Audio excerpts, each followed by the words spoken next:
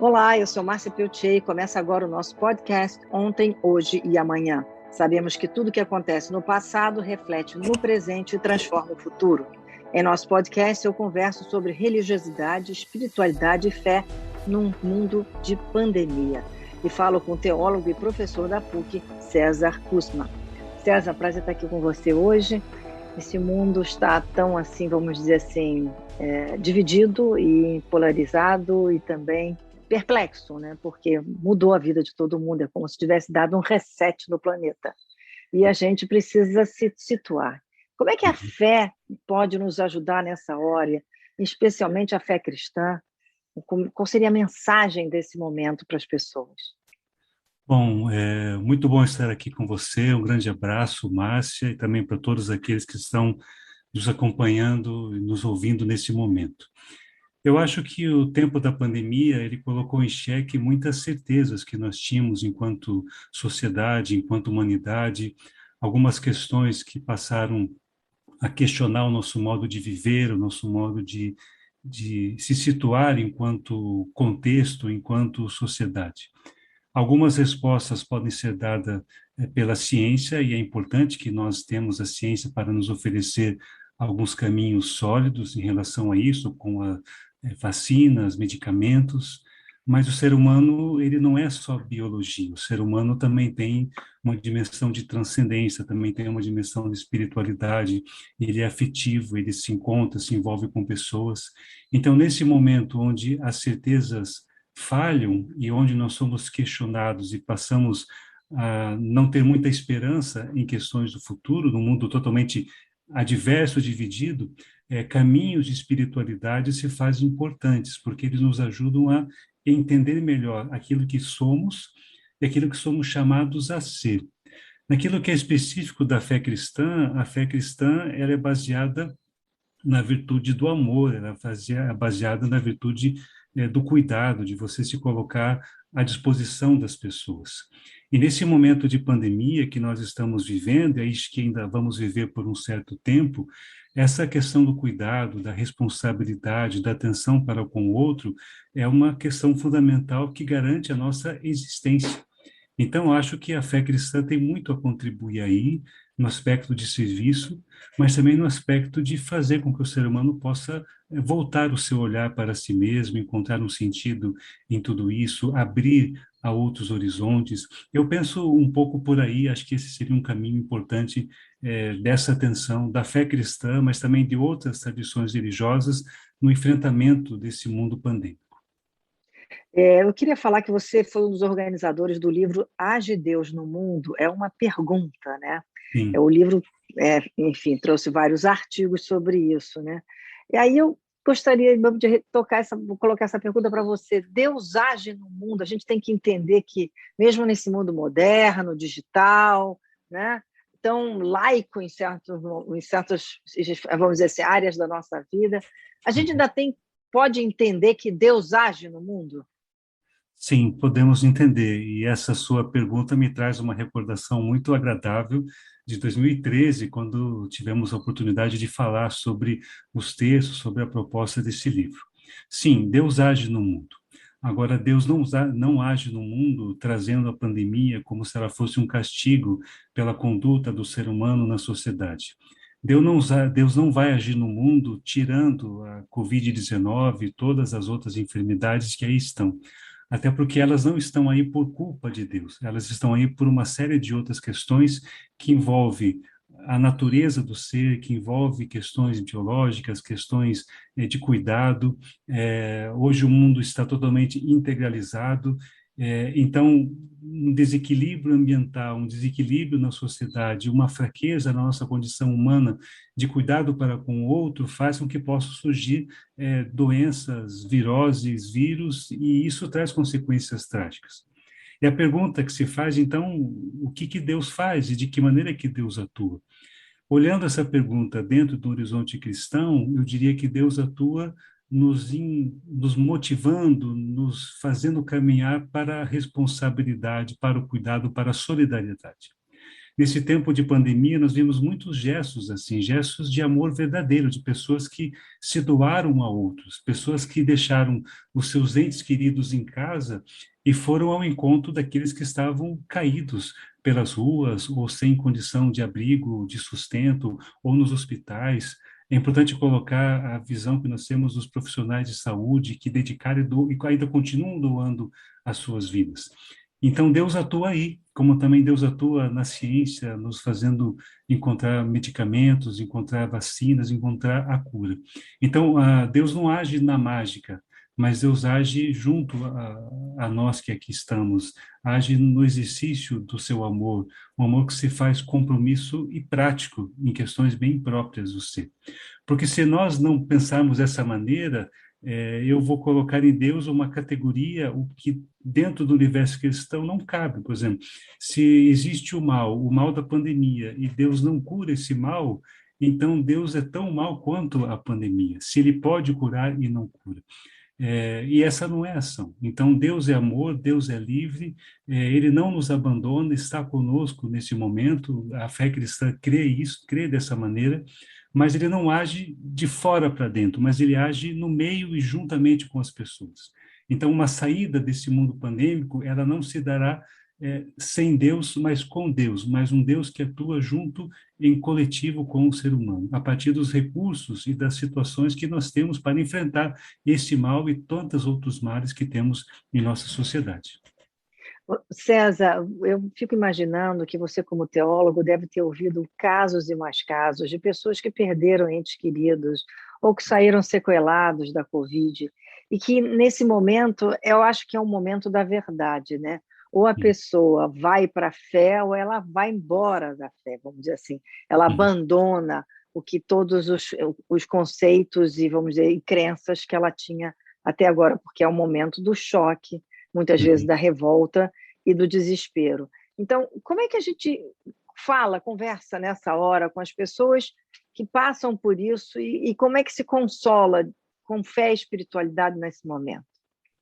Bom, você colocou algo forte, acho que você, talvez também quem esteja nos assistindo, foi tocado pela pandemia, pela doença, todos nós perdemos pessoas próximas e pessoas queridas, e diante da evidência da morte, e uma morte que para muitas pessoas chegou tão abruptamente, sem uma explicação, sem uma preparação, faltam palavras e faltam conceitos que se possa dizer sobre esse assunto. É um fato, sim, você diz bem, nesse momento de dor, muitas pessoas encontram na religião, na fé cristã, mas também em outras, um caminho de superação e de entendimento, de enfrentamento.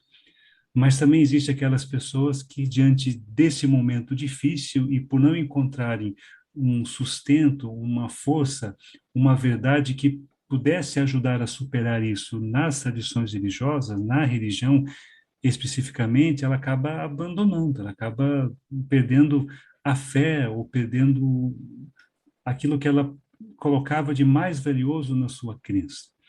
E nem sempre essa crença ela se dá em Deus. Muitas vezes é uma crença que nós tínhamos no ser humano. Acho que essa pandemia, assim como ela trouxe momentos de solidariedade, onde nós vimos pessoas concretas que se doam e que se entregam a outros, nós também vimos um crescimento do egoísmo, do negacionismo, da indiferença.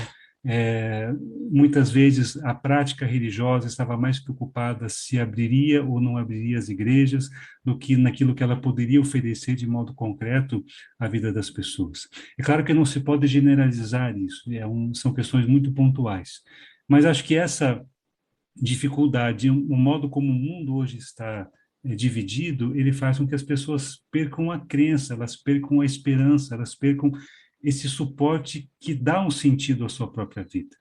Aí eu acho que é importante daqueles que estão nas estruturas religiosas, que são membros de igrejas, não precisa ser o padre, o pastor, não, é aquele que tem uma fé, em momento de fragilidade de fé, nós temos que ser suporte de fé, temos que ser suporte de esperança, temos que ser suporte de caridade para com essas pessoas, porque é dessa maneira que Deus atua e Deus se faz presente.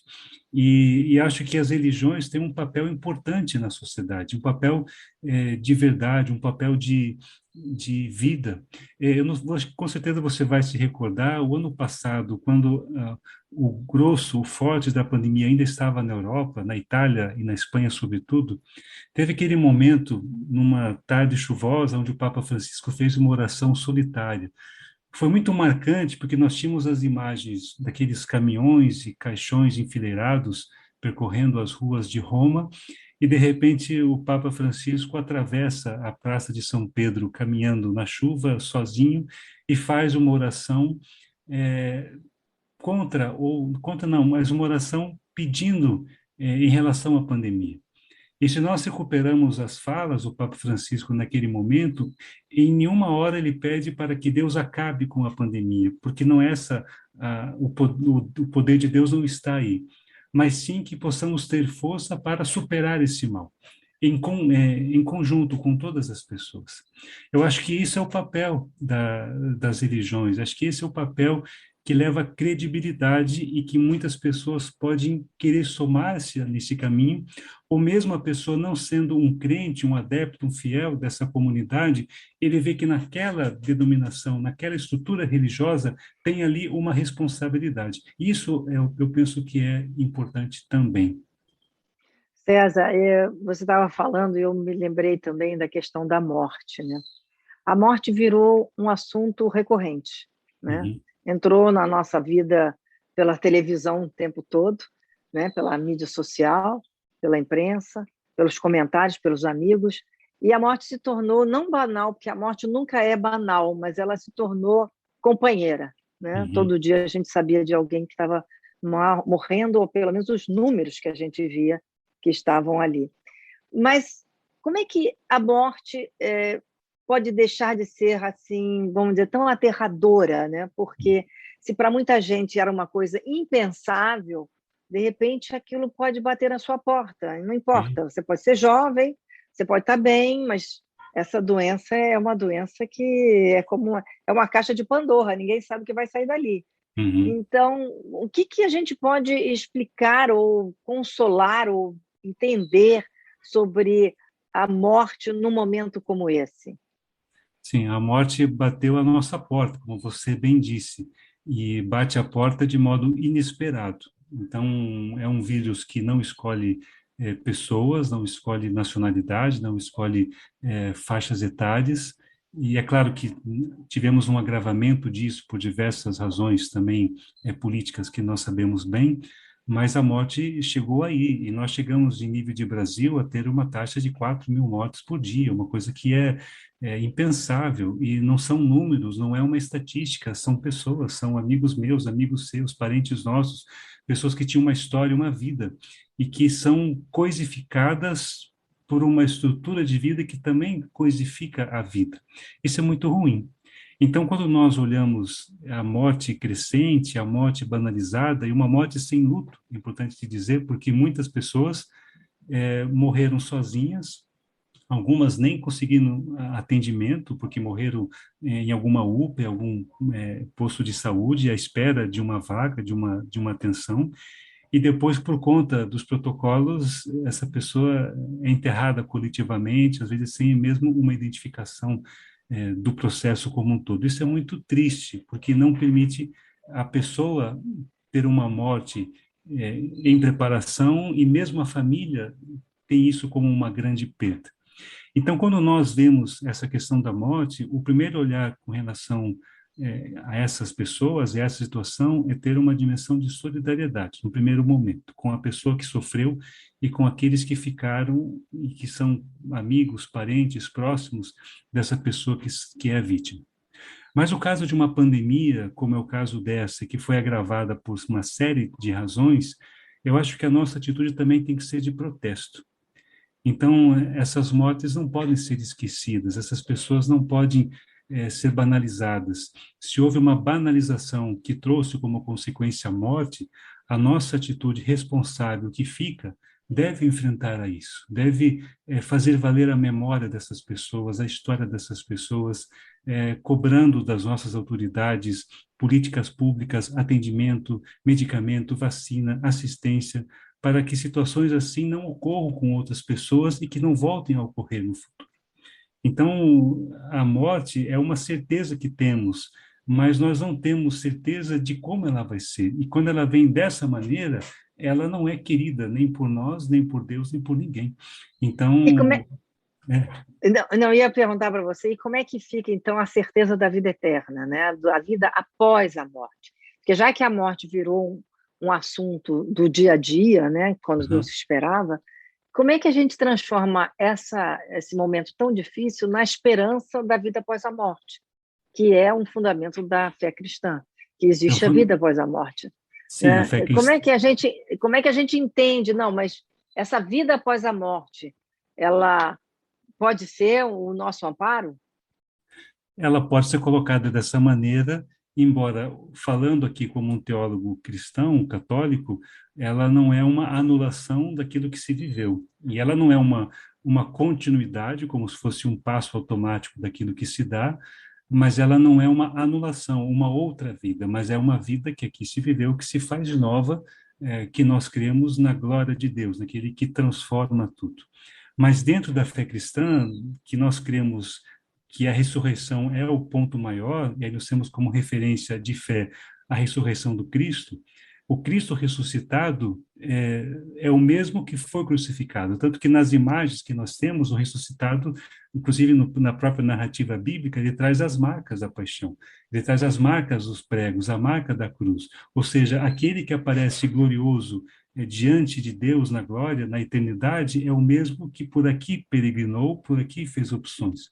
Então, quando nós, crentes, olhamos para esse quadro pandêmico, diante de pessoas que sofreram e que morreram, e que nós cremos que não estão abandonadas por nós, mas, e nem por Deus, estão com Deus, ressuscitadas com Ele, vivendo com Ele, isso nos dá força para fazer valer a justiça dessas pessoas aqui na Terra.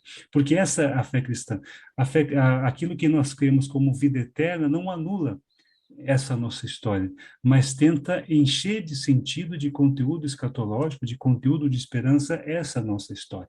Até pelo fato de esses que morreram não morreram em vão, ou seja, esses que morreram se tornam um suporte de esperança para nós que aqui estamos, para nós que aqui ficamos, como um sinal, né? Nós cremos que eles estão bem porque são abraçados pelo próprio Deus, mas isso nos coloca em uma atitude aqui também de como que nós podemos ver a partir dali.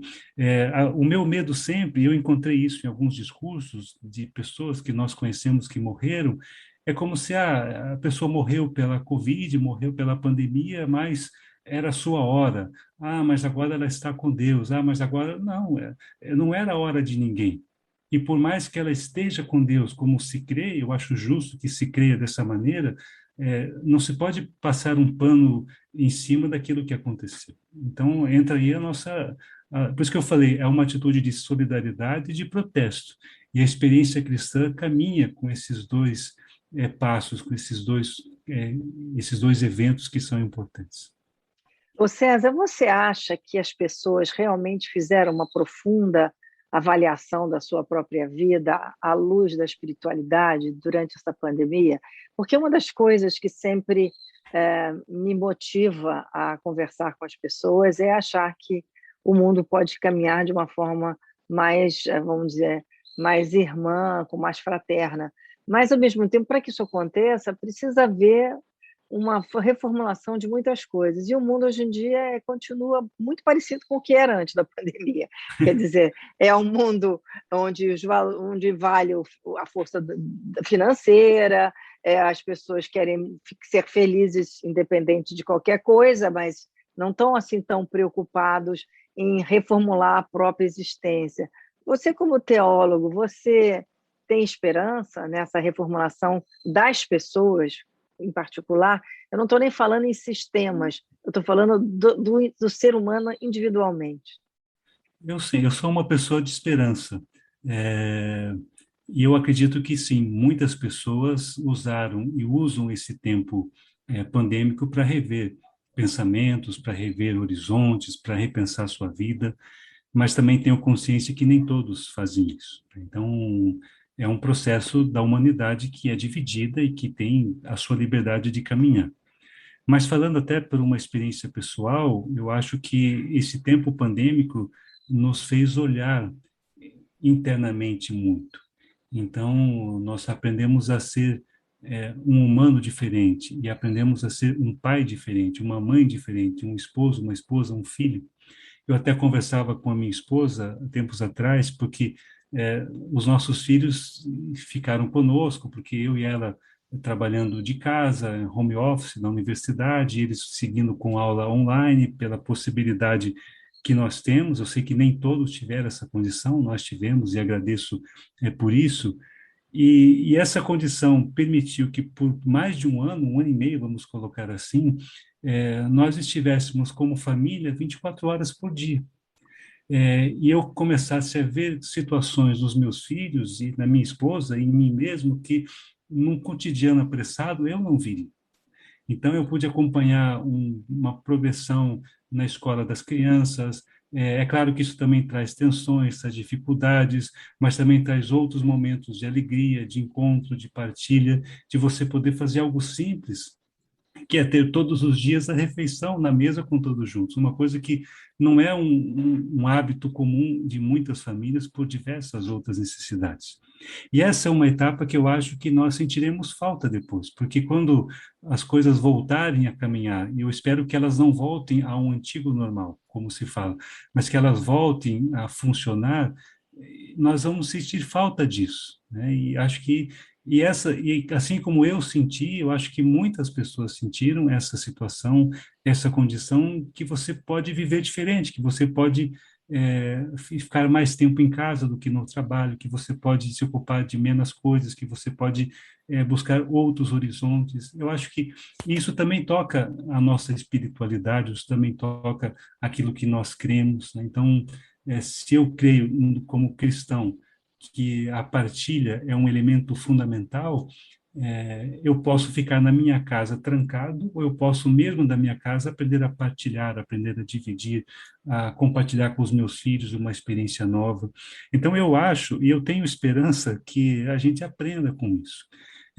O Papa Francisco diz no documento dele, Fratelli Tutti, de 2020, que a pandemia chegou num momento muito delicado, onde nós estávamos com diversos problemas em nível social. E ela fez com que esses problemas se tornassem mais fortes e ficaram mais à nossa vista. Isso também eu posso olhar como uma oportunidade de transformar isso. E aí sim entra como que uma conversão das pessoas pode nos levar a uma transformação do sistema. Porque uma situação que nós aprendemos com a pandemia é que o mal, ele também é sistêmico. Quando ele produz injustiça, quando ele produz violência, quando ele produz a morte. Então, nós tivemos aqui a morte causada por um vírus, mas também a morte causada por uma estrutura que fez com que o vírus também se propagasse de maneira mais agressiva. Então, como que nós respondemos a isso? Como que nós nos colocamos, dialogamos com essas estruturas, com essas questões? Então, acho que nós temos que ser realistas diante de uma sociedade que aí está, mas também fazendo a memória de Paulo Freire, que agora há pouco tempo completou 100 anos, a esperança tem que ser uma força que nos impulsione, né, num esperançar coletivo que nos faça viver de modo diferente. Ô César, nossa última pergunta por causa do nosso tempo, eu estava querendo saber do que você pensa em relação à inteligência artificial, que cada vez mais está presente na nossa vida. E se antigamente as pessoas podiam se recolher para pensar ou rezar, hoje em dia elas vão para o mundo digital. E o mundo digital ocupa um espaço enorme dentro do imaginário e dentro do cotidiano. É quase que uma religião, né? A gente está ligado o tempo todo. Você acha que esse mundo digital pode aproximar da espiritualidade ou você acha que isso é um deslocamento mesmo, um descolamento da espiritualidade? Eu não vejo como um deslocamento, como um problema, desde que você aprenda a usar esses mecanismos, essas estruturas com responsabilidade. Eu acho que isso falta em muitos momentos. Esses avanços humanos, tecnológicos, como até o fato de nós estarmos agora aqui também conversando por esse canal, isso é um recurso que nós podemos usar para um bem ou para um mal. Então, a inteligência artificial, como uma série de outras questões digitais que vão fazendo parte do nosso cotidiano, elas podem servir para um bem, né? E para que isso seja possível, é importante a responsabilidade do ser humano, a inclusão de outros fatores e de outras pessoas também em relação a isso. Eu vejo como um olhar positivo, né? E acho que nós temos que assumir mais isso, como pais e como educadores, conversar também com os nossos filhos, porque se para nós isso é uma novidade em muitos aspectos, para eles isso é algo do cotidiano. E eles lidam com uma certa facilidade, muito mais do que nós, mas nós temos um dever, até moral, de instruí-los a uma ação responsável com essa dimensão também, a partir desse caminho. Em nível de espiritualidade, veja, quando tivemos o momento alto da pandemia, tivemos as igrejas fechadas, e eu entendo e defendo que elas deviam estar fechadas por questões de saúde, questões sanitárias. Aí tivemos acessos a celebrações, a cultos de modo virtual, de modo digital. Eu mesmo participei de celebrações, de encontros, que foram feitos assim pelas plataformas.